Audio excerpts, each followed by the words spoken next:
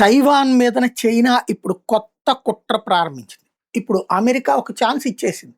మనమైనా ఇవాళ చేస్తే ఏమనలేదు. ఎందుకంటే అమెరికా వెళ్లి కర్గ్ దీవుని ఆక్రమించుకుంటానంటే, గ్రీన్‌లాండ్‌ను ఆక్రమించుకుంటానంటే, తన భద్రతకు ముప్పొస్తుందంటే ఏమైనా చేస్తానంటే, రష్యా వాడు ఉక్రెయిన్ ఆక్రమించుకుంటే తప్పే ఉంది.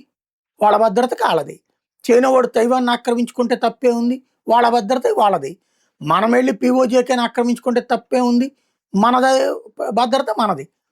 ఇలాంటి ఒక ఛాన్స్ ఇచ్చేసాడు. దాన్ని బేస్ చేసుకొని ఇప్పుడు చైనా మూవ్ అవుతుందా అన్నటువంటి అంశమైతే పెద్ద ఎత్తున చర్చ జరుగుతోంది.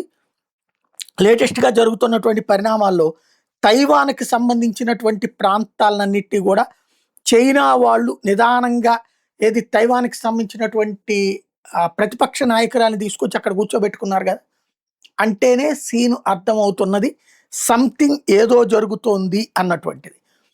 దాన్ని ఎలాగ కవర్ చేసుకురావాలన్నటువంటి ప్రయత్నంలో ఇటు అమెరికా, యూరప్ దేశాలుంటాయి. ఎందుకంటే చైనాని ఇప్పుడు ఏమి పీకలేవు.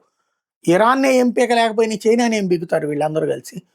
అక్కడ యుద్ధం చేస్తున్నట్టు నటించి అంటే పాము కాటు వేయకుండా బొసపే కొట్టినటువంటి తరహాలో డ్రామాలే నడవబోతున్నాయి రాబోయే రోజుల్లో.